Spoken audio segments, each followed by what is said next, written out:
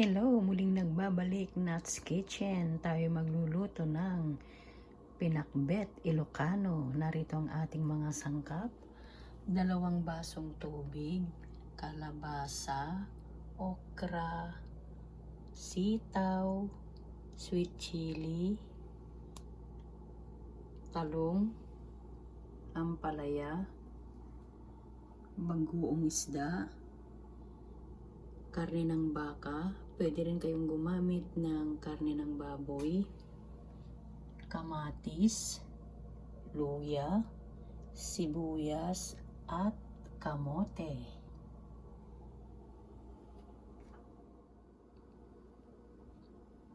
Narito muli ang ating mga nahiwang sangkap. Gagamit din tayo dito ng mantika.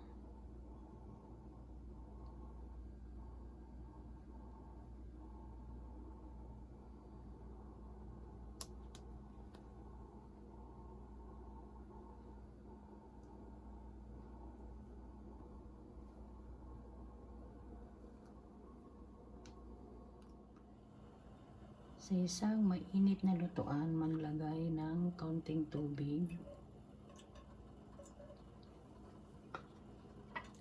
Isunod na ilagay yung karne ng baka.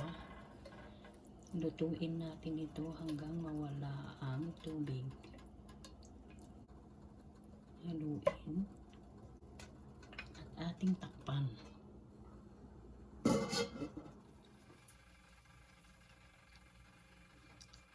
Check natin ang ating karne. Ngayon, pwede na nating lagyan ng mantika.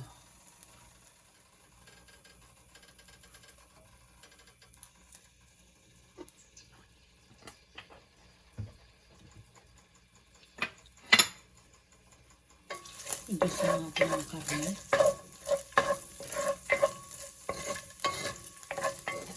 Hanggang mag-golden brown.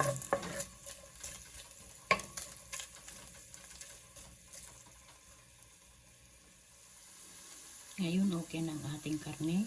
Sunod nating ilagay ang luya.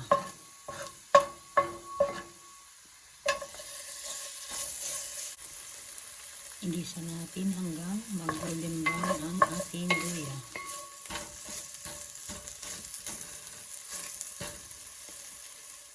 Sunod nating igisa ang sibuyas. Haluin natin. Luto ng ating sibuyas. Sunod natin igisa ang kamatis.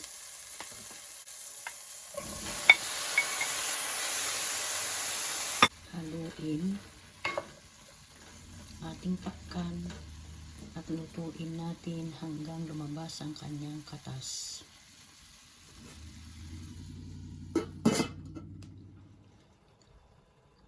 At this point, luto na ang ating kamatis. Sunod natin ilagay ang buto ng sitaw.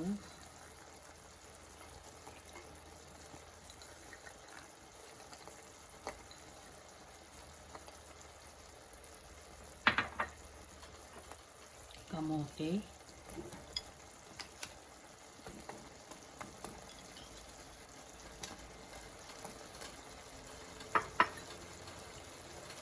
Okra.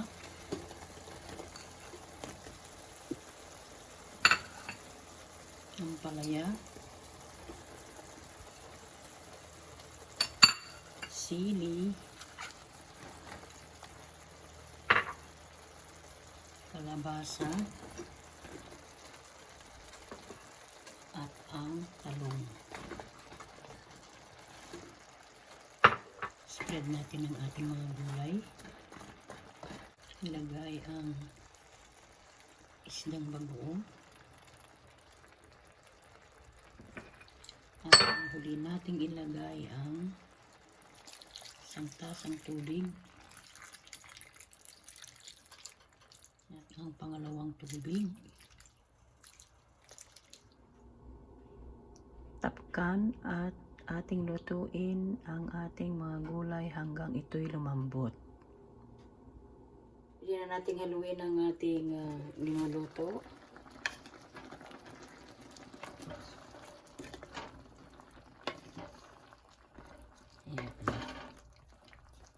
ating takpan at lutuin natin muli hanggang lumambot ang ating mga gulay. Muli natin i-check ang ating niluluto. Panigurado luto na ito. Wow! Luto na ang ating pinakbet. Nawa nagustuhan ninyo ang video na ito. Huwag kalimutang mag-like, share, and subscribe. God bless us all.